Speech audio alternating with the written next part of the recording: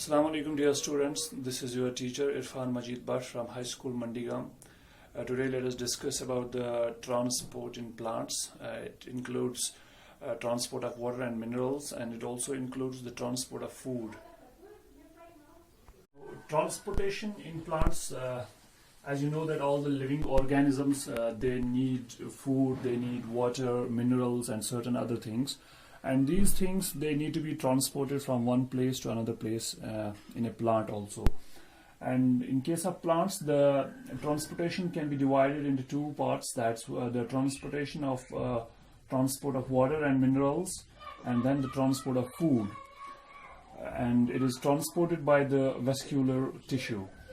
So water and minerals, first of all, water and minerals, they are transported by a complex tissue called the xylem, whereas the food is transported in plants by means of a complex tissue called the phloem. But in case of the xylem, the transport is unidirectional. That is, the water is transported by the xylem from roots in an upward direction, so it is a unidirectional, क्योंकि water जो है ये सिर्फ transport हो जाता है from roots to upper parts of the plant, so we can say it is unidirectional.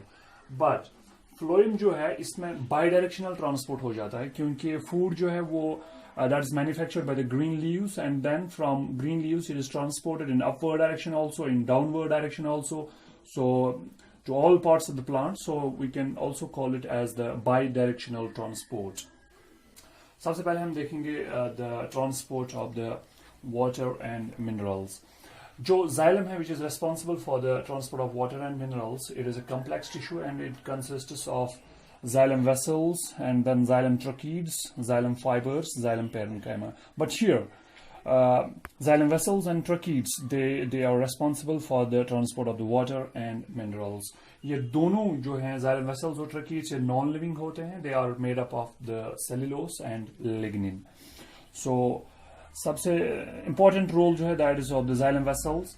Xylem vessels are joined end to end like a drain pipe. जैसे एक drain pipe होती है हमारे यहाँ सड़कों में होती है या और कहीं पे होती है, तो वैसे ये xylem vessel जो है drain pipe का काम करती है. They are joined, these vessels, they are joined end to end and they carry the water in upward direction. तो उसके बाद जो tracheids होते हैं, they are spindle shaped.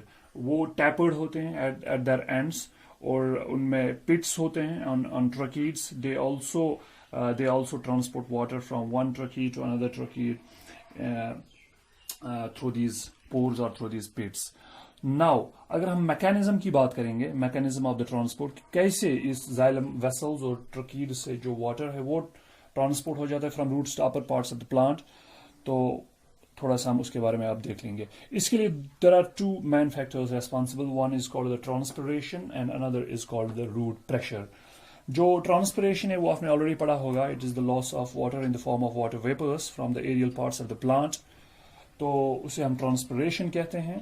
तो इधर हम देखेंगे कि कैसे ट्रांसपिरेशन की वजह से जो वाटर है along with the dissolved minerals तो ऑलरेडी हमारे सॉइल में होते हैं, तो उस लाइक नाइट्रेट्स होते हैं, फॉस्फेट्स होते हैं, पोटाशियम होता है, तो वो सब मिनरल्स जो हैं वो डिजॉल्व होते हैं इन वाटर. जो ही वाटर अपवर्ड डायरेक्शन में फ्लो करता है तो वो मिनरल्स भी इसके साथ फ्लो करते हैं.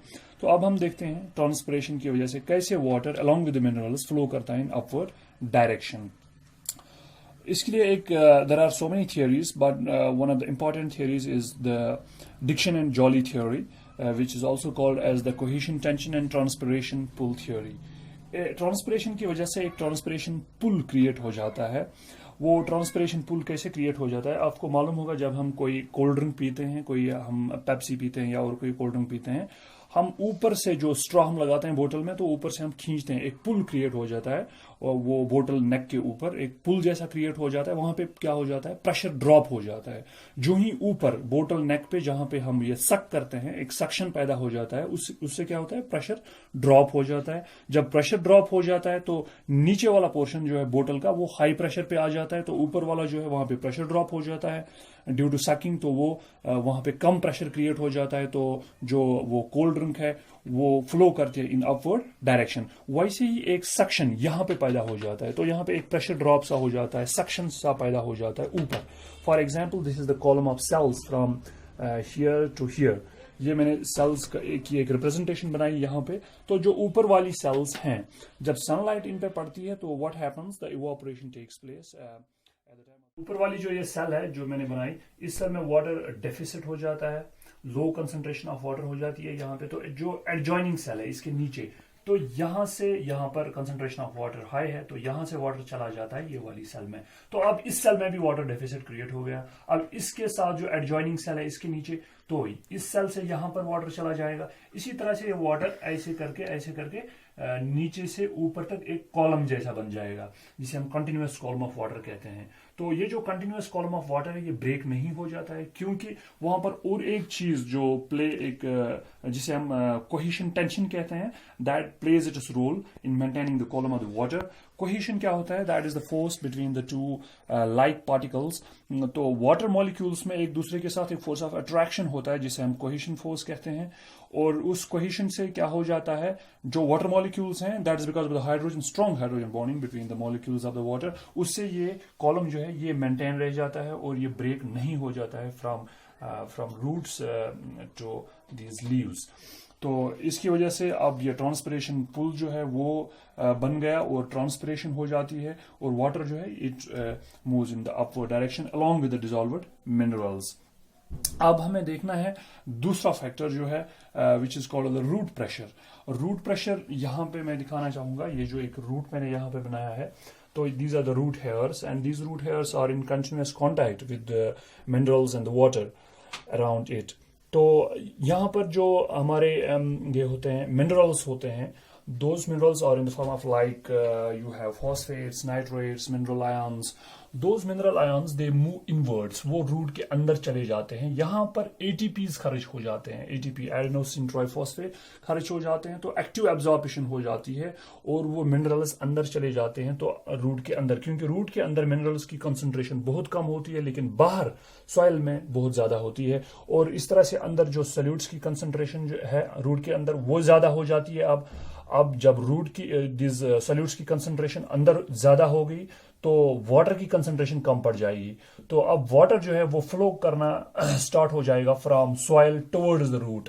अब वाटर अंदर की जानिब रूट के अंदर चला जाएगा बिकॉज ऑफ इंडो ऑस्मोसिस। तो रूट के अंदर जब वाटर चला गया और डिसॉल्व्ड मिनरल्स इसके साथ अब अंदर चले जाएंगे, and this the pressure created inside वो भी एड करता है टुवर्ड्स द, और ये दोनों अब मिलके रूट प्रेशर और ट्रांसपिरेशन जो है वो दोनों मिलके अब they aid in the upward direction of the flow of the water. अब हम बात करेंगे about the phloem and the translocation of the food. अब बात करेंगे about the transport of the food. Plants में जो ट्रांसपोर्ट ऑफ फूड है वो along with the food, the hormones and the amino acids they are also transported with the food, so the process is called a translocation. So it's also called as the translocation of the food in plants. तो जैसा कि हमें पता है कि it happens or it is carried out by a complex tissue called the phloem. And phloem is made up of sieve tubes. It is made up of companion cells and then phloem fibers, then phloem parenchyma. Out of these, the sieve tubes and the companion cells, which are the living cells, they play the important role in the translocation of the food in plants. तो अब हम देखेंगे, as soon as the food is prepared by the green parts of the plant or by the green leaves of the plant, तो यहाँ पर क्या होता है कि ये जो ग्लूकोज यहाँ पर मैन्युफैक्चर हो गया, now this glucose it will move towards the adjoining phloem, जो इन लीव्स के पास में phloem होगा। For example this is the phloem, ये लीव्स के पास में है, तो यहाँ पे एटीपी खर्च करके प्लांट अपने एटीपीज खर्च करके ये जो यहाँ पे ग्लूकोज है उसे ट्रांसपोर्ट करता है टुवर्ड्स द एडजॉइनिंग फ्लोएम और द नियर बाय फ्लोएम। सो हम इसे एक्टिव ट्रांसपोर्ट भी कहेंगे। तो पहला स्टेप क्या होता है कि that is the active transport of glucose to nearby phloem. Active इसलिए हम कहेंगे क्योंकि यहाँ पे एटीपी खर्च हो जाते हैं, that's why it's called the active transport of the glucose to nearby phloem. क्योंकि फ्लोएम में जो ग्लूकोज की कंसंट्रेशन है वो लो थी, तो ग्लूकोज जो है वो from leaves towards the near by phloem अब ट्रांसपोर्ट हो गया। अब जो ये नियर बाय फ्लोएम है इसके साथ अब जाइलम, यहाँ पर जाइलम वेसल भी होगी, लेकिन जाइलम वेसल जो है that is full of the water, उसमें बल्क ऑफ वाटर होता है, and that bulk of water that will move towards the towards the near by phloem, क्योंकि फ्लोएम में कंसंट्रेशन ऑफ सॉल्यूट ज्यादा है लेकिन वाटर बहुत कम है, तो वाटर यहां पर जाइलम में ज्यादा है, तो जाइलम से वाटर फ्लो करेगा, यहां से फ्लो करेगा डायरेक्टली इनटू द फ्लोएम, जिसमें अभी अभी ग्लूकोज ट्रांसपोर्ट हुआ है बाय द एक्टिव ट्रांसपोर्टेशन। तो अब ये जो एरिया है यहाँ पे अब क्या है कि एक तो ग्लूकोज की कंसंट्रेशन हाई है, वाटर की कंसंट्रेशन हाई है, तो यहाँ पे ये जोन जो है it will be A high pressure area, यहाँ पे एक हाई प्रेशर क्रिएट हो जाएगा। तो एज यू नो दैट जहां से ये जो हाई प्रेशर एरिया है वहां से हमारा जो सोल्यूशन है वो फ्लो करना स्टार्ट हो जाएगा towards the low pressure areas. तो फॉर एग्जांपल अगर हम लो प्रेशर एरिया यहां पर कहेंगे कि ये नॉन ग्रीन प्लांट्स हैं, ये वाले non green parts of the plant, non green, यहां पर फूड को पहुंचना है along with the hormones and the amino acids and certain other things. तो अब ये जो है यहाँ पर लो प्रेशर वाला एरिया है, क्योंकि यहाँ पे कंसंट्रेशन ऑफ सोल्यूट बहुत कम है, ग्लूकोज बहुत कम है, तो इस हाई प्रेशर एरिया से सोल्यूशन जो है अब वो मूव करना स्टार्ट हो जाएगा towards the non green parts of the plant और which are also the low pressure areas.